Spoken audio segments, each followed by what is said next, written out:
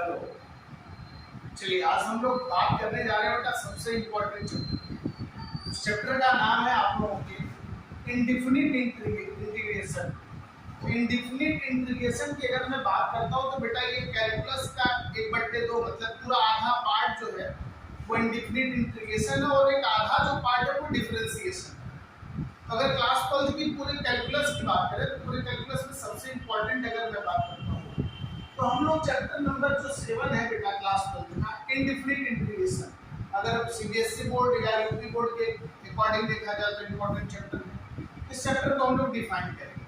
अब मैं आप सभी से बस यही कहना चाहता हूँ कि गंगा सागर मैथ्स पॉइंट पे ये वीडियो अपलोड होगा, आप सभी लोग देखिएगा, समझिएगा और जो भी होगा इस पे अपने कमेंट को बताइएगा। और रही बात हम लोग जो रिलेटेड बोर्ड से रिलेटेड क्वेश्चन है, जो बोर्ड से रिलेटेड सिलेबस है उस पर डिस्कस करेंगे और कोशिश करेंगे कि कम से कम क्वेश्चन में हम लोग बोर्ड से रिलेटेड जो क्वेश्चन आते हैं उस पर डिस्कस किया जाए, क्योंकि एग्जाम बहुत नियरेस्ट है और उसी से रिलेटेड हम लोग यहाँ पे डिस्कस करने जा रहे हैं। अब बात करेंगे देखो इनडिफिनिट इंटीग्रेशन। इसी टॉपिक के बाद जब हम लोग जाएंगे आगे तो एक चैप्टर का नाम है डिफिनिट इंटीग्रेशन। इनडिफिनिट और डिफिनिट की जब मैं बात करता हूँ इनडिफिनिट इंटीग्रेशन मतलब हम किसी होल कर्व को क्या कर रहे हैं, इंटीग्रेट करने जा रहे हैं। और जब हम डिफिनिट की बात करते हैं तो किसी भी कर्व का एक फिक्स पॉइंट होगा कि किसी फंक्शन को हम कहां से कहां तक गिवन एक फिक्स इंटरवल में हम लोग क्या करते हैं उसको इंटीग्रेट करते हैं। तो सबसे पहले अगर मैं बात करूं इंटीग्रेशन की डेफिनेशन की तो हम कह सकते हैं integration is reverse process of differentiation. बात में समझा है सबको बेटा? एकदम सिंपल सी है, integration is the reverse process of differentiation. मतलब क्या हुआ कि अब तक हम जितने भी डिफरेंशिएशन पढ़े हैं जस्ट उसी का अपोजिट उसी का रिवर्स हमें क्या पढ़ना है, इंटीग्रेशन पढ़ना है। अब आप कहोगे सर ये कैसे? अब देखो एक सिंपल से एग्जांपल से अगर मैं बात करूं इस चैप्टर के बारे में तो सपोज करो तुम लोग को ये तो एकदम क्लियर पता है सर, ये बताओ बेटा x² + 1 अगर मैं बात करूं सबसे पहले x² का डिफरेंशिएशन क्या होता है तो कहोगे सर 2x। ये पता है तुम लोग को x² का डिफरेंशिएशन करेंगे तो क्या होगा 2x। अच्छा सर ये बताइए dx अपॉन x² + 1 का डिफरेंशिएशन तब भी कहोगे सर 2x होगा। अच्छा ये बताओ d अपॉन dx x² + 2 का, अच्छा इसका भी 2x, हाँ कैसे देखो x² में 2x 2 का जी, इसका मतलब फिर d upon dx x² minus मान लो m दिया है तो इसका भी डिफरेंशिएशन 2x, m कोई कांस्टेंट वैल्यू है दूसरी वैल्यू 0 आ गई। तो यहाँ पर हम देख रहे हैं x² एक कर्व है x² + 1 x² + 2 x² - 2 सबका डिफरेंशिएशन क्या आ गया बताओ क्या आ बेटा, सेम आ रहा है कि नहीं आ रहा? इसका मतलब ये हुआ सर कि आपने कहा कि integration is the reverse process of differentiation. तो ये जो डिफरेंशियल वैल्यू क्या है 2x 2x 2x हमारी डिफरेंशियल वैल्यू है। अब इंटीग्रेशन की बात करते हैं तो इंटीग्रेशन का देखो सिंबल ये होता है, ये इंटीग्रेशन का सिंबल होगा। देखो डिफरेंशियल वैल्यू यहाँ पे 2x * dx। अगर हम इसको इंटीग्रेट करेंगे बेटा किसका 2x का तो देखो 2x का इंटीग्रेशन में आपको ये फार्मूला यहाँ पे लर्न होना चाहिए कि जब भी integration of k * x dx की बात करें तो कांस्टेंट को छोड़ देंगे x * dx। तो कांस्टेंट को बेटा छोड़ने के बाद x का जब इंटीग्रेशन करते हैं तो देखो ध्यान से अगर मैं बात करूंगा d अपॉन dx x की पावर n का डिफरेंशिएशन क्या होता था nx to the power n minus. तो देखो डिफरेंशिएशन में x की पावर n का डिफरेंशिएशन पावर एक उधर जाता था और x की पावर में से क्या कर देते माइनस हो जाता था। मतलब समझ लो ना जो इसके सर का तार है वो यहाँ पे रख देते तो उस तार में से क्या कर देते माइनस कर देते। सेम कंडीशन यहाँ पे क्या है अगर बेटा इंटीग्रेशन करते हैं x की पावर 1 का, अब ध्यान से देखो x की पावर n का इंटीग्रेशन इसका मतलब क्या होगा कि सर n x की पावर n प्लस 1 और प्लस क्या होगा c। तो यहाँ पे x का क्या हो जाएगा x² देखो k * x² / 2 + c। अब हम समझाएंगे कैसे होगा। तो इसका मतलब हुआ कि 2x का अगर हम लोग क्या करेंगे इंटीग्रेशन तो 2 छोड़ देंगे x² / 2 और प्लस c, तो 2 से 2 कैंसिल एक्स स्क्वायर प्लस सी, और सी क्या है आपका एक आर्बिट्री क्या है बेटा कांस्टेंट। आर्बिट्री कांस्टेंट मतलब ऐसा कांस्टेंट जिसकी वैल्यू फिक्स है ही नहीं। क्यों? क्योंकि हम सर देखो ध्यान से एक्स स्क्वायर प्लस सी इससे क्या गया इंटीग्रल वैल्यू, ये इंटीग्रल वैल्यू आ गई और एक्स स्क्वायर प्लस 1 का डिफरेंशिएशन आ गया। तो मतलब एक चीज ये क्लियर हो गया कि हम कह सकते हैं कि अगर बेटा एक्स स्क्वायर को हम डिफरेंशिएट करते हैं, क्या करते हैं बेटा डिफरेंशिएट, तो कितना आएगा 2x, और इस 2x को अगर हम क्या करते हैं बेटा इंटीग्रेट करते हैं तो अगेन क्या आ जाएगा हमारा एक्स स्क्वायर। देखो ध्यान से एक्स स्क्वायर का डिफरेंशिएशन, तो डिफरेंशिएशन क्या कर रहे हैं integration is the reverse process of differentiation. तो एक्स स्क्वायर का डिफरेंशिएशन 2x, तो 2x का इंटीग्रेशन कितना आ जाएगा एक्स स्क्वायर। अब इसका मतलब सर ये बताइए एक्स स्क्वायर प्लस 1 का भी डिफरेंशिएशन कितना होगा तो 2x, एक्स स्क्वायर प्लस 2 का 2x, एक्स स्क्वायर माइनस 7 का 2x। इसका मतलब 2x का भी इंटीग्रेशन करेंगे तो एक्स स्क्वायर और प्लस c होगा। हाँ एकदम होगा। क्यों c होगा? क्योंकि c कोई एक कांस्टेंट वैल्यू हो, उस कांस्टेंट को हम आर्बिट्री कांस्टेंट कहते हैं जिसकी वैल्यू फिक्स नहीं है, जिसकी वैल्यू फिक्स नहीं है। चलो अब अगर मैं बात करता हूं, देखो मैं फिर से एक कॉन्सेप्ट समझा दे रहा हूं कि अगर हम d/dx बेटा x स्क्वायर प्लस c का डिफरेंशिएशन करते हैं, क्या करते हैं डिफरेंशिएशन क्या होगा बेटा 2x होगा कि नहीं होगा। x स्क्वायर प्लस c का डिफरेंशिएशन अगर 2 है तो यहाँ पे देखो ये डिफरेंशिएशन की बात है। अगर हम इसको इंटीग्रेट करेंगे बेटा तो इस 2x का जो इंटीग्रेशन होगा वो क्या होगा बहुत अच्छा x स्क्वायर प्लस c, इसका जब इंटीग्रेशन करेंगे तो ये सिंपल बात समझ आई सबको। तो देखो differentiation integration is the reverse process of differentiation. अब बस बेसिक छोटी छोटी चीजों की बात करते हैं। देखो तुम लोगों को ये पता होगा बेटा अगर कोई फंक्शन है x के पावर n, उसका डिफरेंशिएशन क्या होता था n(x to the power n-1), तो सेम इसी का रिवर्स आ जाएगा बेटा। अगर x के पावर n का इंटीग्रेशन कहेंगे तो कहोगे सर इसका इंटीग्रेशन होगा x to the power n+1 upon n+1, और प्लस क्या लगेगा c। मतलब किसी भी इंटीग्रल वैल्यू की जब मैं बात करूंगा तो ये डिफाइन करेंगे। अच्छा इसका मतलब सर मान लीजिए अगर हमें दिया हो इंटीग्रेशन ऑफ, अगर हमें यहाँ पे दिया इनटू dx, सिर्फ क्या दिया इंटीग्रेशन ऑफ dx, तो इसकी वैल्यू कितनी आएगी x आती थी, क्या आती थी x प्लस c। इसका मतलब क्या होगा सर अगर यहाँ पे इंटीग्रेशन ऑफ d इनटू इस x की जगह कोई वैल्यू दे दें एनी वैल्यू, इसका इंटीग्रेशन कितना आएगा तो ध्यान देना ये जो डब्बा है ना डब्बा प्लस c। देखो यहाँ पे if any function are integrating तो इंटीग्रेशन ऑफ dx बराबर क्या होता है x प्लस c। तो यहाँ पे d और इस x की जगह कोई भी वैल्यू दे दो तो उसकी वैल्यू क्या होगी इंटीग्रेशन से। जैसे फॉर एग्जांपल आप समझो मान लो यहाँ पे दिया है t और यहाँ पे p लिखा है तो इसका इंटीग्रेशन क्या होगा जल्दी से बताओ। हाँ p प्लस c, एकदम बेसिक चीज है, मैक्सिमम गलती होती है। तो हम कह सकते हैं किसी भी फंक्शन देखो 1 into dx का क्या होगा x प्लस c। अब सेम चीज समझो ध्यान से, इसका मतलब क्या होगा सर कि अगर हम d/dx मान लो x to the power 10 क्या करते हैं तो क्या होता है 10 x के पावर 10 minus 1, तो 10x to the power 9। अच्छा सर तो इसका आपने कहा था कि integration is the reverse process of differentiation. आप चेक करते हैं देखो ध्यान से, अगर हम लोग इंटीग्रेशन किसका करते हैं x to the power, ध्यान से देखो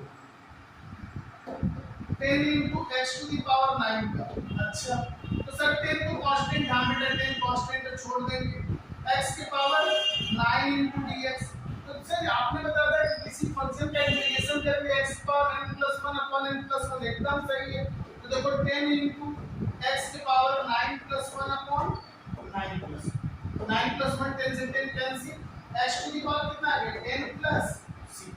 तो यहाँ पे देखो हम लोग डिनोट करेंगे तो समझ में आ गया ना। तो कॉन्सेप्ट क्लियर हो जाना चाहिए कि जो इंटीग्रेशन चैप्टर है ऐसा कुछ भी नहीं, इंटीग्रेशन बहुत ही इजी चैप्टर है।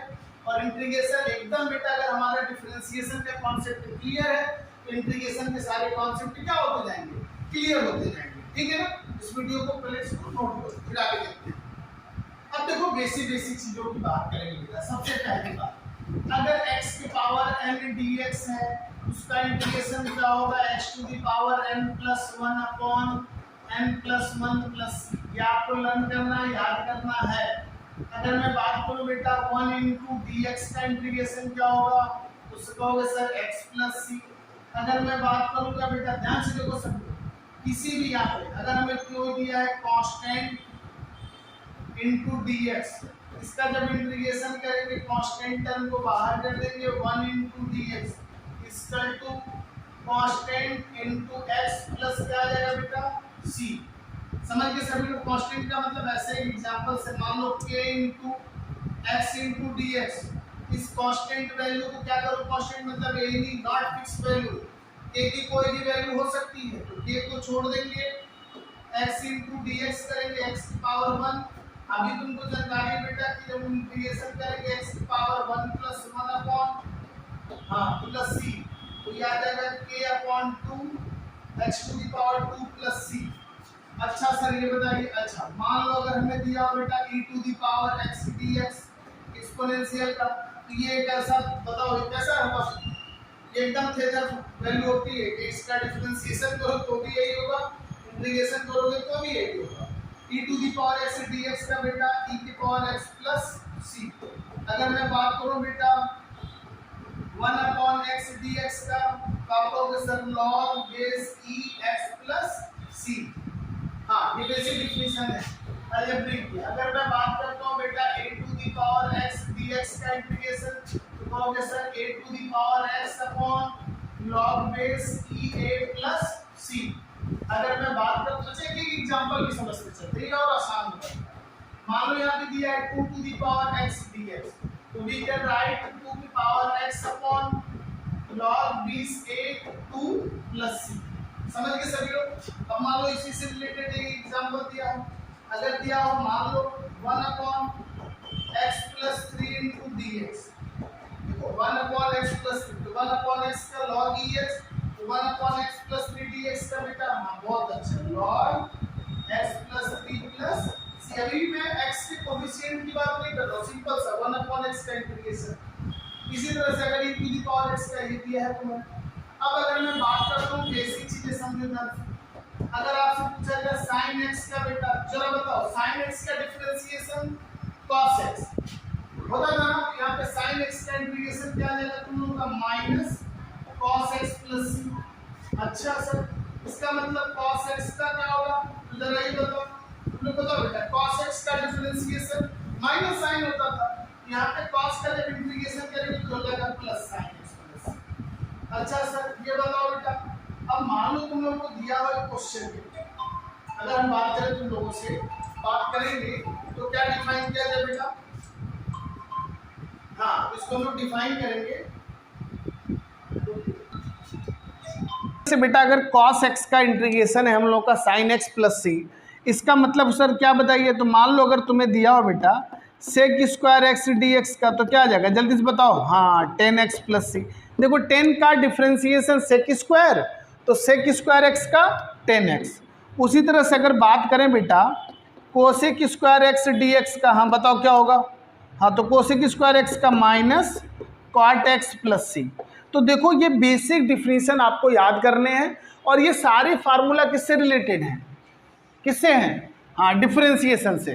तो अगर डिफरेंशिएशन का कॉन्सेप्ट आपका क्लियर होगा तो इंटीग्रेशन के भी हम सारे कॉन्सेप्ट क्या कर सकते हैं, क्लियर कर सकते हैं। अब देखो अगर मैं एक क्वेश्चन की बात करता हूँ, मान लो अगर हमें इंटीग्रेशन में दिया है ax square plus B X plus C into D X, इसका इंटीग्रेशन करना है। अच्छा सर, तो कंबाइन अगर फंक्शन हो तो हम कर सकते हैं, एकदम कर सकते हो बेटा। तो ध्यान से देखो, ax स्क्वायर डी एक्स अलग हो जाएगा, फिर यहाँ पे बी एक्स डी एक्स अलग हो जाएगा, integration of c into D x. अच्छा तो ए क्या है सर, कांस्टेंट है बेटा, आर्बिट्री, तो अच्छा ठीक है, x square into D x, B को छोड़ देंगे बेटा x into D x, C को छोड़ेंगे 1 इंटू डी एक्स। तो ए इंटू एक्स स्क्वायर का बेटा, हाँ एक्स क्यू बाई 3, तो बी इंटू कितना आ जाएगा इसका, एक्स की पावर 1 है, x square by 2, C into 1 D X का एक्स प्लस और ये कैपिटल सी, तो ये आ गया हमारा A upon 3 X cube, B upon 2 X square और सी एक्स प्लस सी। ये देखो हमें एक इंटीग्रल फंक्शन पता चला। अब मान लो एक क्वेश्चन और अगर हम कंबाइंड डिस्कशन करते हैं आप लोगों से, अब एक क्वेश्चन की अगर मैं बात करूं बेटा, मान लो हमें दिया हुआ एक क्वेश्चन में integration of sine x minus cos x plus x square plus 1/x dx, इसका इंटीग्रेशन कर रहा हूँ सारे फंक्शन का। तो हम क्या करेंगे, पहले 1/1 देखो साइन एक्स और dx यहाँ पे आएगा sine x dx minus cos x dx plus x square dx plus 1/x dx। चलो भाई साइन एक्स का इंटीग्रेशन, हाँ बहुत अच्छा, माइनस कॉस एक्स का plus sine x, x square के बेटा x³ 1/x का log x और प्लस c। समझ गया जी? हाँ, तो ये पूरा आप नोट करोगे, इससे रिलेटेड चीज़ें सॉल्व करोगे। अब हम लोग इसको आप समझोगे तो ये बेसिक हम लोगों ने डिफिनीशन समझा कि what is the indefinite integral. तो इंडेफिनिट इंटीग्रल क्या है, is the reverse process of differentiation.